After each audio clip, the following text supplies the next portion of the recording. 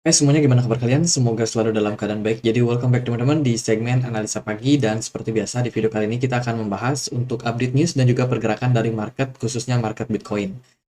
Waduh, market kripto ini terguncang ya setelah teman-teman ada beberapa berita yang kurang begitu bagus dari beberapa sektor koin. Tapi kita akan coba untuk lihat dulu dari sisi makroekonominya teman-teman. Jadi kemarin kita dapat beberapa data penting soal FOMC meeting. Ya, kemarin itu memang ada sedikit berita tentang kekhawatiran dari Amerika Serikat, terutama soal yang namanya inflasi yang masih sangat berpotensi untuk menguat. Kemudian ya mereka menenangkan juga bahwa resesi kemungkinan tidak akan terjadi karena kalau kita lihat dari beberapa data Amerika Serikat masih cukup bagus, terutama dari segi pengangguran, kemudian ketenaga kerjaan, jumlah lapangan pekerjaan yang baru, kemudian juga ekspor impor masih cukup bagus, teman-teman. Tapi yang dikhawatirkan itu adalah harga energi yang kemungkinan bakalan kembali menguat. Nah, kemarin juga dapat beberapa data soal trade balance dari Uni Eropa. Kalau kita lihat dari datanya, ini menunjukkan tren peningkatan, teman-teman. Artinya apa namanya, transaksi jual beli, eh, logistik dan lain sebagainya itu berjalan cukup baik ya untuk Uni Eropa. Datanya mengalami peningkatan dari minus 3 billion, sekarang udah naik ke 2,3 billion. Kemudian data dari jobless claim ini menunjukkan tren penurunan dari sebelumnya 250.000, sekarang turun menjadi 239.000. Artinya ada penurunan yang terjadi, teman-teman. Meskipun masih di bawah atau di atas daripada ekspektasi market. Kemudian, ya itu sih, Fed Employment Philadelphia juga trennya menunjukkan penurunan dengan manufacturing yang masih cenderung membaik. Berarti ekonomi dari Amerika Serikat sebenarnya masih kuat, teman-teman. Beberapa data memang menunjukkan tren penurunan, hanya saja masih terbilang dalam batas yang cukup bagus. Hari ini kita akan dapat beberapa data, salah satunya adalah core retail sales untuk Inggris. Kemudian dari European Central Bank itu akan ada data soal CPI, data inflasi, teman-teman. Jadi lebih berhati-hati aja karena market berpotensi volatile itu kurang lebih di jam 4 sore, di 4 sore nanti, teman-teman. Jadi ya mungkin akan ada gejolak dari market euro terutama ya.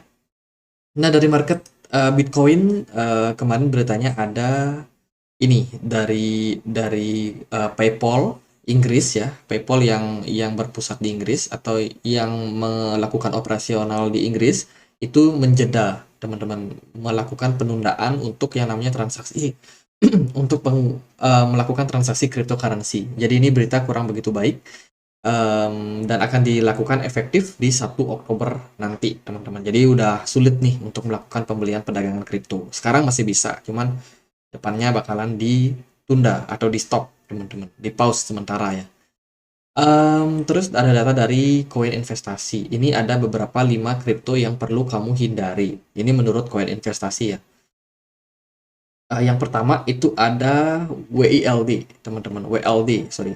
Worldcoin ya. Ini Worldcoin ini sangat-sangat kontroversial. Dia udah keliling melalang buana di beberapa negara, teman-teman, untuk memberikan yang namanya koin gratis. Kalau orang-orang mau menukarkan dengan scanning mata mereka. Jadi ini Worldcoin, project yang bisa dibilang cukup kontroversial. Teman-teman sempat naik di awal listing, tapi belakangan dia udah mulai koreksi. Kemudian ada token namanya Meta, MTA ya. Token MTA ini berkaitan sama perusahaan teknologi Mark Zuckerberg. MTA memiliki 3 fungsi, yaitu mengkoordinasikan tata kelola terdesentralisasi, memberikan insentif berupa reward untuk meningkatkan likuiditas, dan juga berperan sebagai utilitas aset and stable. Nah, harganya udah drop ya, turun. Kemudian yang perlu kalian perhatikan lagi adalah Huobi Token. Huobi Token ini adalah platform dari exchange Huobi Global. Nah, yang namanya XCT atau HT Token ini itu kurang lebih sangat kontroversial, teman-teman, karena dia dimiliki oleh Justin Sun. Dan Huobi ini seringkali diragukan, teman-teman, diragukan untuk mereka punya cadangan reserve dan lain sebagainya ya, sehingga berbahaya banget, teman-teman, karena menurut laporan dari DeFi lama itu mengungkapkan bahwa aset yang dipegang oleh Huobi tercatat penurunan, mengalami penurunan. Takutnya sih kesulitan likuiditas. Terus ada Sandbox, ini masuk dalam daftar juga. Token Sandbox ini adalah utility token dari game Sandbox ya. Game Sandbox, mereka dikabarkan akan melakukan unlock besar-besaran. Ini senilai dari 332 juta Sun. Ya, cukup besar, jadi hati-hati aja karena berpotensi untuk drop harganya kalau unlock ini bisa dibilang tidak mendapatkan adopsi yang lumayan meningkat. Terus juga ada APT atau Aptos. Aptos ini merupakan jaringan layer 1 yang diciptakan oleh Aptos Lab. Di sini dipengaruhi oleh penawaran faktor, ya, penawaran dan juga permintaan teman-teman dari inovasi yang dilakukan oleh Aptos Lab. Baru aja mereka melakukan unlock. Jadi ini sudah di-unlock 12 Agustus kemarin dan bikin harganya juga koreksi. Jadi itu beberapa koin yang teman-teman mesti waspadai. Satu lagi nambah, yaitu ada Shibarium atau Shiba Inu, teman-teman. Shibarium langsung kena masalah. Setelah diluncurkan kemarin 17 Agustus, ya dalam rentetan beberapa waktu di bulan Agustus ini teman-teman. Jadi Shibarium ini dirancang untuk integrasi blockchain layer pertama dari Ethereum, menyediakan tempat transaksi yang hemat, cepat, dan juga efisien. Kendati di nanti-nanti peluncurannya, Shibarium ini justru menghadapi masalah tak lama setelah mainnet dirilis. Menurut platform keamanan blockchain Beosin, saat ini ada sekitar 1,7 juta dana yang dikunci di Shibarium. Masalah jaringan tersebut dikonfirmasi oleh pakar keamanan blockchain lainnya, Pixel, yang mengungkapkan bahwa 956 ETH macet di bridge Shibarium. Aduh, ini parah nih, ada masalah dari internal dan juga jaringan yang dimiliki oleh mereka. Dikabarkan memang ada juga sebuah sebuah percakapan gitu teman-teman yang bocor. Ya, ini menambah keyakinan bahwa Shibarium ini bermasalah dan dia pun mendapatkan kritikan dari banyak pemantau lainnya, sehingga menyebabkan harga Shiba, bond list itu masing-masing turun lumayan signifikan.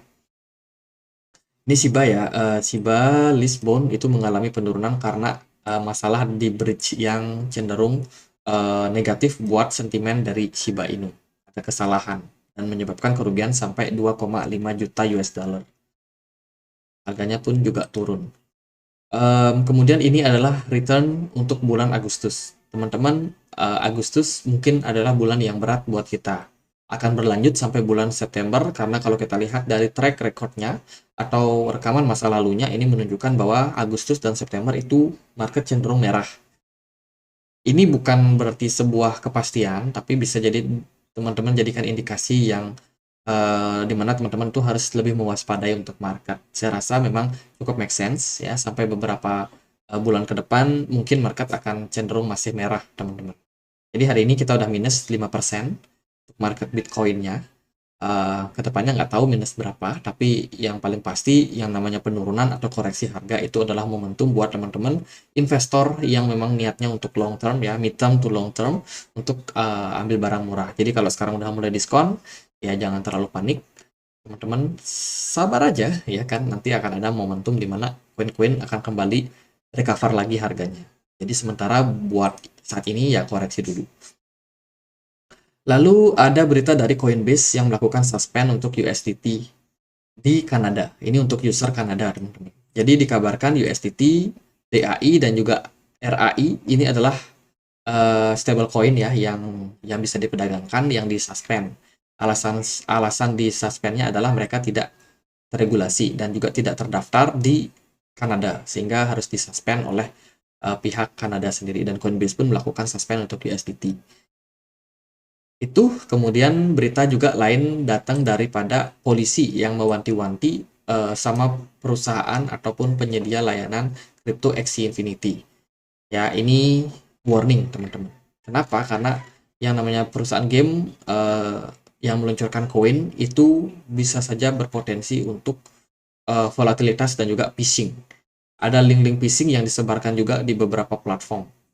Jadi mereka mewanti-wanti sama yang namanya investasi di perusahaan atau di project yang berbasiskan dengan NFT dan juga gaming, metaverse dan lain sebagainya.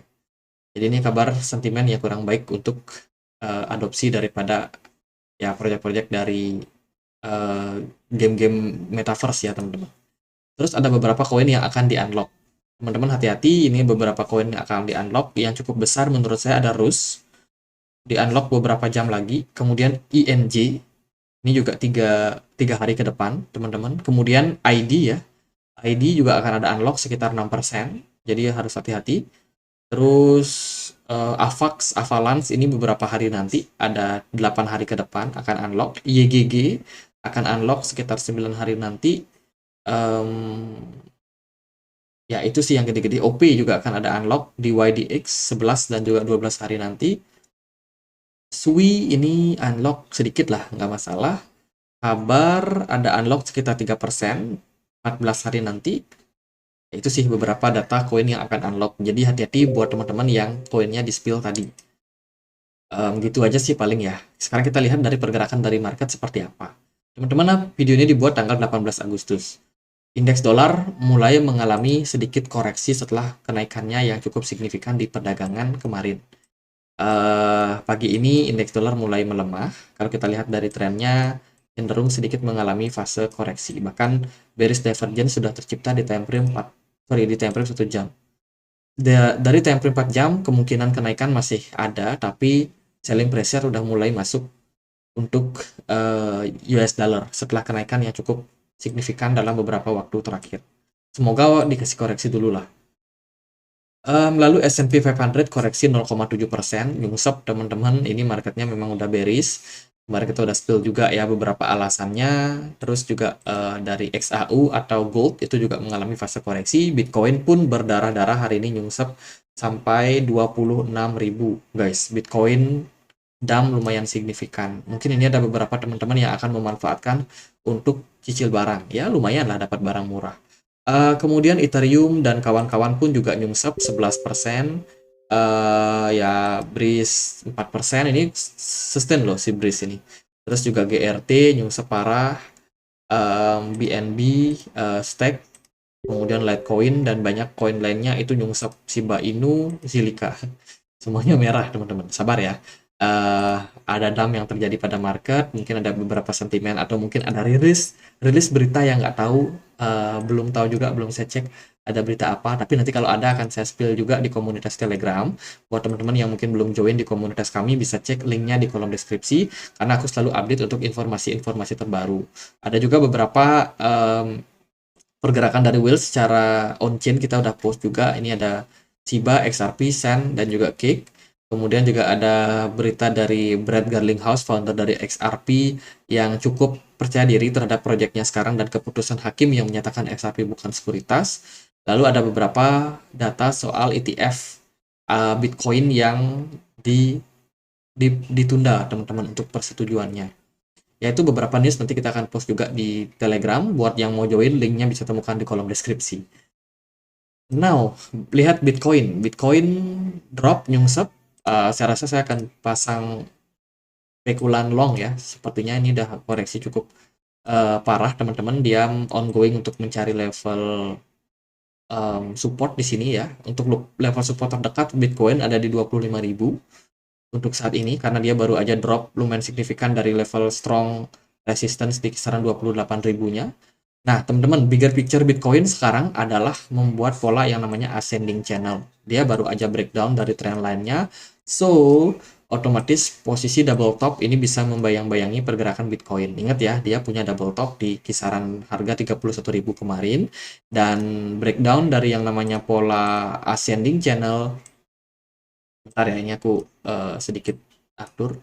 Nah, ini kan pola ascending channel teman-teman. Dia bergerak dalam sebuah channel peningkatan. Di sini dia baru aja breakdown. Kemarin kita udah wanti-wanti kalau Bitcoin sampai breakdown 28.200. Dan sekarang terjadi Bitcoin drop dengan level yang mungkin masih bisa dicapai adalah 25.000 buat kedepannya. Di sana saya mungkin akan dedicate untuk mengambil posisi. Ya, saya berharap akan ada retracement naik dulu. Teman-teman, dari segi volume perdagangan lumayan tinggi, volume jualnya tinggi, kemudian smart money kosong, terus juga akan RSI-nya juga menunjukkan level jenuh jual. Jadi dalam posisi sekarang, saya rasa ini udah menjadi posisi yang cukup bagus. Ya, mungkin akan sedikit ada penurunan berikutnya, ada bearish divergence dan sebagainya yang berpotensi. teman-teman. Dan ya kita akan lihat seperti apa respon daripada market untuk setelahnya. Sementara sih posisi DAM ini lumayan signifikan ya.